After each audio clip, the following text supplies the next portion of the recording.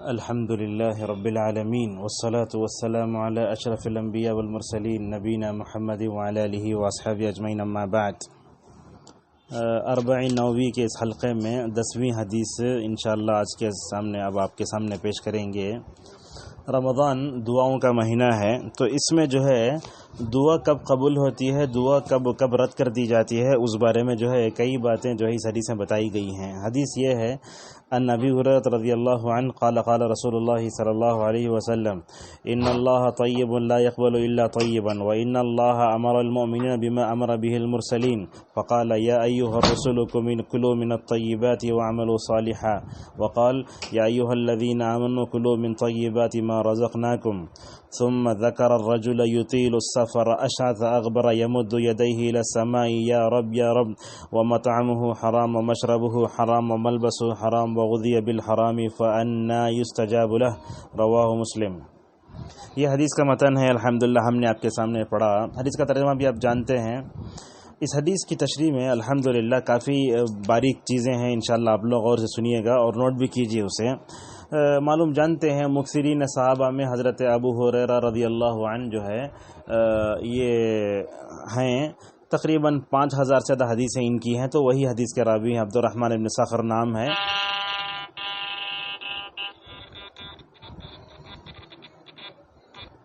آواز پہنچ رہی ہے؟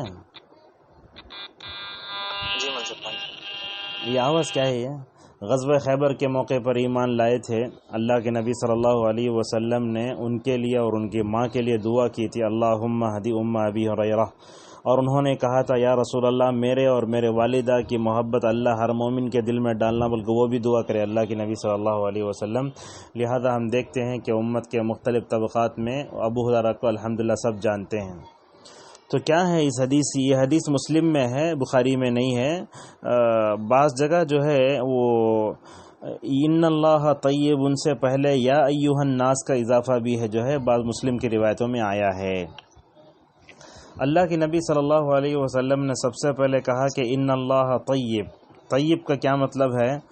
صالح عثیمی حفظہ اللہ کہتے ہیں کہ متصف بالطیب منزہ عن النقائص والعیوب، یعنی طیب کا مطلب متصف بالطیب، یعنی اللہ تبارک و تعالیٰ کی ذات ہر طرح کے نقص اور عیب سے پاک ہے، یہ معنی ہوا طیب کا۔ اس کے بعد کہا لا يقبل الا طیبا، کیا مطلب ہے لا يقبل الا طیبا؟ بولے تو لا يقبل الا فعلا طیبا، اللہ تعالیٰ پاکیزہ چیز ہی کو پسند فرماتا ہے۔ تو کہتے ہیں کہ طیب جو ہوتی ہے نا، اس کے اندر جو ہے عقیدے کی بات بھی آ جاتی ہے، قول بھی آ جاتا ہے، فعل بھی آ جاتا ہے۔ تو قول طیب فعل طیب کسے کہتے ہیں؟ تو کہتے ہیں کہ مجتمع فیہ امران، جس کے اندر دو چیزیں جمع ہو جائیں، جو کام اللہ کے لیے خالصاً کیا جائے اور جو کام رسول اکرم صلی اللہ علیہ وسلم کی متابعت کرتے ہوئے کیا جائے۔ پھر دوبارہ دوہرا دیتے ہیں، قول طیب فعل طیب کون سا ہوتا ہے؟ جس کے اندر اخلاص ہوتا ہے اور متابعت ہوتی ہے، مختصر کر کہیں۔ اس کے بعد اللہ کے نبی صلی اللہ علیہ وسلم نے کہا کہ ان اللہ امر المؤمنین بما امر به المرسلین۔ یہاں دیکھیے اللہ کے نبی صلی اللہ علیہ وسلم جو ہے اللہ تعالیٰ کے حکم کی تعظیم کیسے کرتے ہیں۔ اللہ تعالیٰ نے مومنوں کو اسی بات کا حکم دیا ہے جس کے ذریعے اس نے رسولوں کو حکم دیا ہے۔ کیا مطلب ہے؟ یعنی نبیوں کو جو کہا گیا وہی بات جو ہے مومنوں سے بھی کہی جا رہی ہے۔ وہ کیا ہے؟ وہ دونوں آیتوں میں آیا، یا ایھا الرسل کلوا من الطیبات واعملوا صالحا، اور یہ تو سورہ مومنون کی آیت ہے، اور نیچے یا ایھا الذین آمنوا کلوا من طیبات ما رزقناکم، یہ سورہ بقرہ میں دوسرے پارے میں ہے۔ یہ تو یہ دونوں آیتوں میں یہ بات کہی گئی کہ اے ایمان والو تم پاکیزہ چیزیں کھاؤ۔ نیچے کی آیت میں مومنین کو حکم ہے، اوپر کی آیت میں جو ہے کس کو حکم ہے؟ نبیوں کو حکم دیا گیا ہے۔ تو یا ایھا الرسل کلوا من الطیبات واعملوا صالحا، علامہ شوکانی رحمہ اللہ نے یا ایھا الرسل کلوا من الطیبات، یہ رسولوں کی کون سی جماعت مراد ہے؟ اس بارے میں دو اقوال ذکر کیے ہیں۔ جمہور کہتے ہیں کہ پورے رسولوں سے کہا گیا ہے، ایک تو راجح قول یہی ہے، لیکن علامہ شوکانی دوسرا قول یہ بھی ذکر کرتے ہیں کہ یا ایھا الرسل سے مراد جو ہے جنس ہے، عیسیٰ مراد ہے، اس لیے کہ یہ آیت جہاں آئی ہے نا اس سے آگے پیچھے وآویناہما الی ربوۃ ذات قرار ومعین بول کے آیا ہے آیت میں، تو عیسیٰ ہی مراد نہیں ہے بلکہ سارے رسول مراد ہیں، وہی بات زیادہ بہتر ہے۔ اچھا، یہ دونوں نبیوں کو بھی اور مومنین کو کیا کس بات کا حکم دیا گیا؟ تو کہا کہ اس میں دو باتیں ہیں، ایک تو جو ہے پاکیزہ چیزیں کھانا ہے، اور دوسرا جو ہے عمل صالح ہے۔ دونوں آیتوں میں مومنین کو بھی رسولوں کو بھی وہی بات کا حکم دیا گیا ہے۔ اچھا، اس کے بعد نبی کریم صلی اللہ علیہ وسلم نے کہا ثم ذکر الرجل، اللہ کے نبی نے آدمی کا ذکر فرمایا۔ اچھا، یہ ثم ذکر الرجل یطیل السفر اشعث اغبر یمد یدیہ الی السماء یا رب یا رب الی آخر الحدیث، اس میں دیکھیں گے تو کیا ہے، اس میں بتایا گیا کہ دعا قبول ہونے کے 4 اسباب ہیں۔ ماشاءاللہ، دعا قبول ہونے کے 4 اسباب ہیں، اور اسی طریقے سے دعا کے رد کیے جانے کے بھی 4 اسباب ہیں۔ اللہ اکبر، دعا کے قبول ہونے کے بھی 4 اسباب ہیں، اور دعا کے رد کیے جانے کے اسباب بھی 4 ہیں۔ ٹھیک ہے، سب سے پہلے ہم آتے ہیں کہ دعا قبول ہونے کے 4 اسباب کیا ہیں۔ سب سے پہلے رسول اکرم صلی اللہ علیہ وسلم نے ذکر کیا ثم ذکر الرجل یطیل السفر۔ سفر جو ہے کہتے ہیں عبدالرزاق البدر حفظہ اللہ، السفر مظنۃ اجابت قبول الدعاء، دعا کے قبول ہونے کا ایک ذریعہ ہے سفر۔ تو سفر یہاں دیکھیں گے آپ اطالت السفر ہے، تو سوال یہ پیدا ہوتا ہے کہ کیا مختصر سفر میں دعا قبول نہیں ہوتی کیا؟ نہیں، دیکھیے باریکی کیسی ہے صالح حسینی حفظہ اللہ کی، لمبے سفر میں چاہے سفر چھوٹا ہو یا بڑا دعا قبول ہوتی ہے، مگر لمبا سفر ہو تو زیادہ قبول ہونے کے چانسز بڑھ جاتے ہیں۔ اللہ اکبر، دعا جو سفر چھوٹا ہو یا بڑا، وہ دعا کے قبول ہونے کا ایک ذریعہ ہے۔ یطیل السفر کہہ کر نبی کریم صلی اللہ علیہ وسلم یہ بتاتے ہیں کہ لمبے سفر میں دعا کا قبول ہونا یقینی ہے۔ ایک تو یہ ہوا۔ دوسرا، دعا کے قبول ہونے کے مقامات میں مد الیدین الی السماء رفعہما، یعنی آسمان کی طرف اپنے ہاتھوں کو کھولنا، اٹھانا، 2 چیزیں ہوئی۔ تیسرا، یا رب کہنا، التوسل الی اللہ بسم الرب۔ تیسرا یہ ہے کہ رب کہہ کر اللہ تبارک و تعالیٰ کے لیے وسیلہ لینا۔ آپ جانتے ہیں اللہ تعالیٰ کے اسماء و صفات میں جو ہے ہم وسیلہ لیتے ہیں، اس میں رب کا ذکر بھی آتا ہے۔ تو دیکھیں فیقول یا رب، تو اللہ تعالیٰ یا رب کہنے سے کیا ہوتا ہے، دعا جو ہے قبول ہوتی ہے اس کا وسیلہ لینے سے۔ اسی لیے آپ دیکھیں گے قرآن میں انبیاء کی دعاؤں میں اکثر ربنا ہی ہے، اللہم کم ہے، اللہم ربنا انزل علینا مائدۃ من السماء، ورنہ تو جتنی دعا ہیں ربنا اغفر لی، رب اغفر لی، ایسا پورا رب کچھ ہے ایسا۔ اور اسی طریقے سے چوتھی بات یہ ہے کہ ربوبیت کی تکرار ہے۔ ایک تو معلوم یہ ہوا کہ اللہ تعالیٰ کے لیے اس میں رب کا جو لفظ ہے اس سے وسیلہ لینا، اور اس کے بعد ربوبیت کی تکرار ہے۔ یا رب کتنے مرتبہ آپ کہیں گے اتنا مرتبہ اللہ تبارک و تعالیٰ اپنی رحمت لے کر بندوں کی طرف متوجہ ہوگا۔ علامہ قرطبی رحمہ اللہ سورہ آل عمران کی ان آیتوں میں ان فی خلق السماوات والارض سے لے کر ولا تخزنا یوم القیامت انک لا تخلف الميعاد، غور سے سنیے، علامہ قرطبی رحمہ اللہ ان فی خلق السماوات والارض سے لے کر نیچے تک کہاں تک، ولا تخزنا یوم القیامت انک لا تخلف الميعاد۔ علامہ قرطبی رحمہ اللہ کی نظر دیکھیے کیسی ہے قرآن پہ، تو وہ کہتے ہیں بندہ 5 مرتبہ رب بولا تو ماشاءاللہ اس کی دعا قبول ہو جاتی ہے۔ تو ان آیتوں میں تقریباً 4-5 آیتوں میں جو ہے رب کا ذکر تکرار سے آیا ہے، اور اللہ نے آگے کہا فاستجاب لهم ربهم۔ اچھا ٹھیک ہے، یہ تو جو ہے دعا کے قبول ہونے کے 4 اوصاف ہمیں ملے، اطالت السفر، مد الیدین الی السماء، التوسل الی اللہ بسم الرب، اور اس کے بعد الالحاح علیہ بالتکرار الربوبیہ، رب کہہ کر اللہ کو منانا چاہیے۔ اچھا 4 اسباب کیا ہیں جس چیز جو دعا جو ہے رد کر دی جاتی ہے، قبول نہیں ہوتی ہے؟ فرمایا مطعمہ حرام، اس کے بعد کہا مشربہ حرام، اللہ اکبر، اس کے بعد کہا ملبسہ حرام، اور اس کے بعد کہا وغذی بالحرام، تو کھانا بھی، اس کا پینا بھی، اس کا پہننا بھی، اور جو ہے اس کی غذا بھی حرام کی ہے۔ تو اللہ کے نبی صلی اللہ علیہ وسلم کہتے ہیں فَأَنَّا يُسْتَجَابُ لَهُ، کیا مطلب ہے؟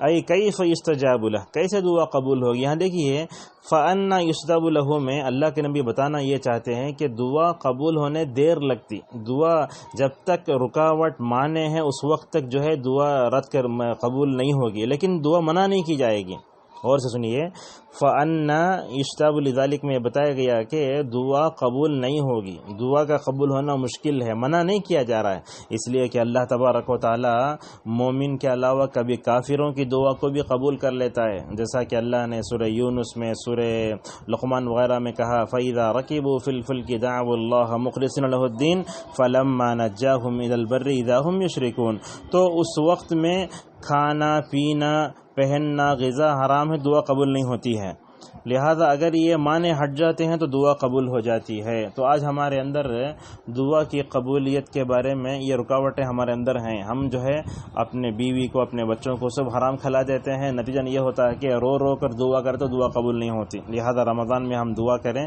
تو سب سے پہلے اپنے کھانے کو، پینے کو، پہننے کو، غذا کو مکمل طور پر حلال کا کر لیں۔ علامہ ابن رجب حنبلی رحمہ اللہ، آپ جانتے ہیں کہ اربعین نوویہ کی سب سے اچھی شرح جو ہے کیا ہے، جامع العلوم والحکم ہے۔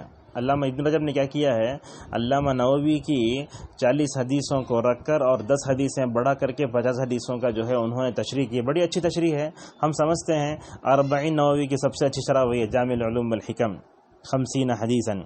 تو اس میں وہ لکھتے ہیں کہ بندے کا عمل جب بندے کا عمل اللہ کے پاس قبول ہوتا ہے اور آسمان تک جاتا ہے جبکہ وہ طیب ہو، جیسا کہ اللہ نے سورہ فاطر میں کہا الیہ یصعد الکلیم الطیب والعمل الصالح یرفعہ، اور سورہ نحل میں اللہ نے کہا کہ الذین تتوفاہم الملائکۃ طیبین یقولون سلام علیکم، بندہ نیک ہوتا ہے تو اس کی روح نکالنے کے لیے فرشتے آتے ہیں۔ حضرت سعد رضی اللہ عنہ ایک دن کھڑے ہوئے رسول اکرم صلی اللہ علیہ وسلم سے کہتے ہوئے کہا ادعو اللہ ان یجعلنی مستجاب الدعوہ، اے اللہ کے رسول آپ مجھے ایسا بنا دیجئے کہ میں جو بھی دعا کروں دعا قبول کروں۔ تو اللہ کے نبی صلی اللہ علیہ وسلم نے اس موقع پر کہا یا سعد اطعب مطعمک تکن مستجاب الدعوہ۔ اس حدیث میں بعض لوگوں نے کلام بھی کیا ہے کہ کہا کہ اے سعد تم اپنے کھانے پینے کو پاک کر لو تو مستجاب الدعوات بن جاؤ گے، تمہیں دعا قبول ہو جائے گی۔ آج تو ہم دیکھتے ہیں لوگ پتہ نہیں بدعتی کو بھی خرافی کو بھی بولتے مستجاب الدعوات ہیں بولتے، حالانکہ وہ بات نہیں ہوتی وہاں۔ تو زندگی دیکھ کر فیصلہ کرنا چاہیے۔ اور اس کے بعد سعد رضی اللہ عنہ کیا کہتے ہیں، قسم ہے اس ذات کی جس کے ہاتھ میں محمد صلی اللہ علیہ وسلم کی جان ہے، اگر بندہ اپنے پیٹ میں حرام لقمہ بھی ڈالا نا تو اس کے لیے بڑی پریشانی ہو جاتی۔ اور اس کے بعد سعد رضی اللہ عنہ کہتے ہیں اس وصیت نبوی کے بعد میں نے کوئی حرام لقمہ اپنے منہ میں نہیں ڈالا، اللہ اکبر۔ اور اسی طریقے سے ابن عثیمین رحمہ اللہ نے اس حدیث تشریح میں جو باتیں لکھی ہے ماشاءاللہ بڑی زبردست باتیں لکھی ہیں۔ انہوں نے سب سے پہلے کہا کہ اشعث اغبر ہے نا، یہ اشعث اغبر بولے تو اس کے بالاں بھی کیسے کہ ہو جا رہے ہیں اور جو ہے دھول سے اٹ بھی جا رہا انہیں، لیکن اللہ تعالیٰ سے اتنی محبت ہے، اس اپنے سے کوئی تعلق ہی نہیں ہے، اس کا حلیہ کیسا ہے کہ سب سے اہم جو ہے اسے دعا لگ گئی ہے۔ لہذا بدر میں بھی اللہ کے نبی کی چادر گری، نبی کو معلوم ہی چھوا نہیں، ابو بکر پیچھے سے آ کو بولے بس یا رسول اللہ، اللہ تعالیٰ اپنے وعدے کو آپ کے لیے پورا فرمائے گا۔ دوسری بات یہ ہے کہ اللہ کے نام میں طیب بھی ہے، اور اللہ تعالیٰ اپنی ذات، اپنی اسماء، اپنے صفات، اپنے افعال، اپنے احکام میں طیب ہے۔ وہ طیب ہے تو کیا کرتا ہے، حلال چیزوں کو طیب مطلب پاکیزہ چیزوں کو حلال، جیسے کہا وَيُحِلُّ لَهُمُ الطَّيِّبَاتِ وَيُحَرِّمُ عَلَيْهِمُ الْخَبَائِثَ، اور کہا کہ جو چیز پاک ہوتی ہے وہی اللہ قبول کرتا ہے، مثلا چوری کیے ہوئے مال سے صدقہ کریں گے تو قبول نہیں ہوگا۔ اسی طریقے سے ابن عثیمین نے اس حدیث تشریح میں اور ایک بات یہ کہی ہے تقسیم الاعمال الی مقبول و مردود، معلوم ہوتا ہے اللہ تعالیٰ قبول نہیں کرتا ہے صرف طیب بولے تو معلوم یہ ہوتا ہے کہ عمل کی تقسیم مقبول اور جو ہے غیر مقبول کے اعتبار سے دو قسمیں ہیں، کچھ عمل اللہ کے پاس قبول بھی ہوتا ہے، کچھ عمل مردود بھی ہو جاتا ہے، جیسا کہ اللہ کے نبی صلی اللہ علیہ وسلم نے فرمایا جس کی ہوا نکل گئی اس کی نماز گئی جب تک وضو نہ کرے، لا يقبل اللہ صلاة احدکم اذا حدث حتی یتوضا۔ چوتھی بات یہ معلوم ہوتی ہے کہ جیسے نبی کو بھی مأمورات اور منہیات کا حکم دیا جاتا ہے، اور اسی طریقے سے پانچویں بات یہ معلوم ہوتی ہے کہ نبی کے جو عبادت ہوتی ہے نا وہ کمال درجے کی ہے، چنانچہ رسول اکرم صلی اللہ علیہ وسلم اتنا قیام کرتے آپ کے حتی تتورم قدمہ ہو، آپ کے پیر پھول جاتے، تو اللہ کے نبی کیا فرماتے، علت افلا اکون عبدا شکورا فرماتے۔ جی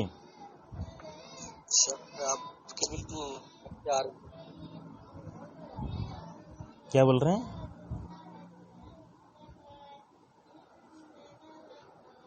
آواز نہیں آ رہی ہماری؟ آ رہی شیخ صاحب برابر آ رہی. جی جی.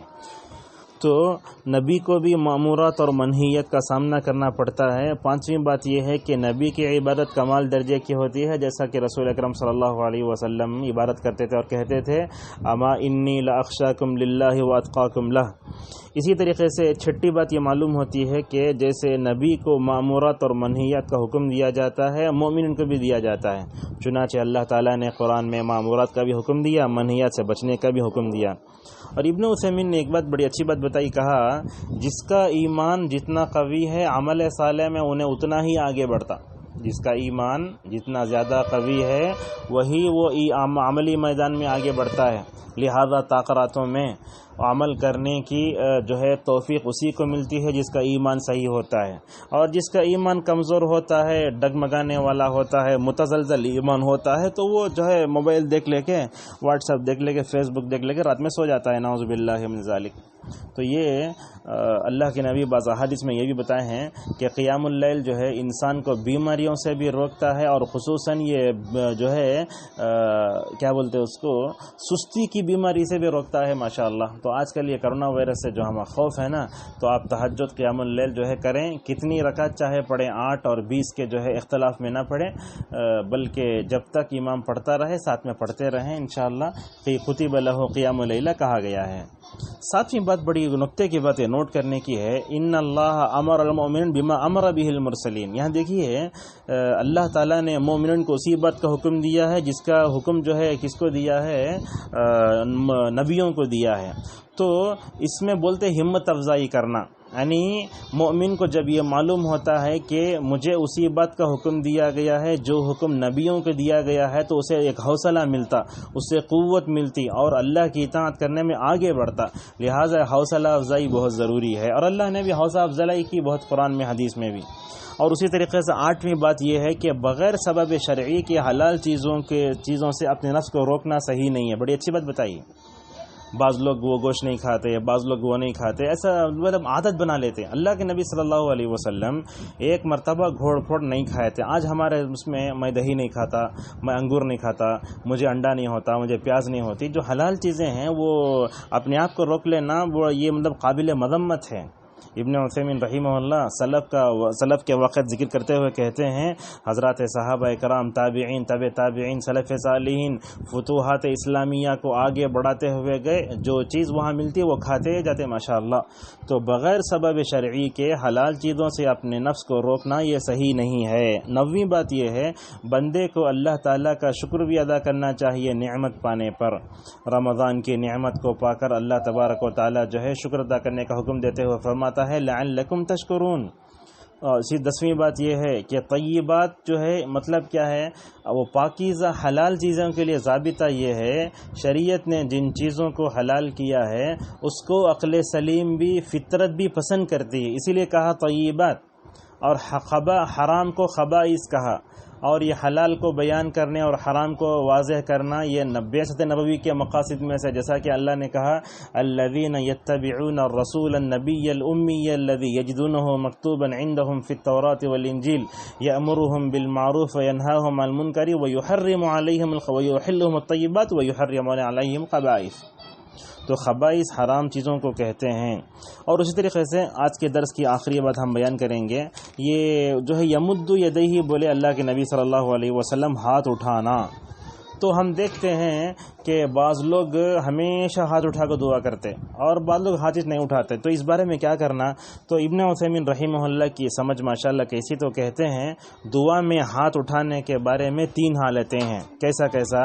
سب سے پہلا ہے ما ورد فیہ رفع، یعنی اللہ کے نبی صلی اللہ علیہ وسلم سے دعا کے لیے ہاتھ اٹھانا ثابت ہے، وہاں اٹھانا چاہیے. کیسا ہے؟ جیسے رسول اکرم صلی اللہ علیہ وسلم خطبہ دیتے تو استسقاء کے موقع پر ہاتھ اٹھاتے تھے. وطر بولے تو قنوت النوازل میں آپ نے ہاتھ اٹھائے، صفا مروہ پہ ہاتھ اٹھائے، اور عرفہ میں آپ نے ہاتھ اٹھا کر دعا کیے. تو جہاں آپ نے ہاتھ اٹھائے وہاں ہاتھ اٹھائیں. اور اسی طرح دوسری بات ہے ما ورد فیہ عدم الرفع، یعنی جہاں ہاتھ اٹھانا ثابت نہیں ہے، جیسے خطبہ جمعہ میں ہے، دونوں سجدوں کے درمیان میں ہے، کسی کو دو جزاک اللہ کہنا ہے، اذان کے بعد کی دعا، ہم دیکھتے ہیں مؤذن صاحب کو اذان کے بعد ہوتے ہی جو ہے ہاتھ اٹھا لیتے ہیں، نہیں، ہاتھ نہیں اٹھانے چاہیے۔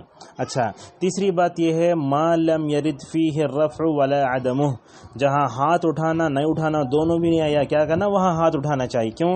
اس لیے کہ اللہ کے نبی صلی اللہ علیہ وسلم نے فرمایا بندہ ہاتھ اٹھاتا ہے بغیر خالی ہاتھ اسے بھیجتے ہوئے جو ہے یہ محسوس ہوتی ہے، شرم محسوس ہوتی ہے۔ وآخر دعوانا الحمد للہ رب العالمین۔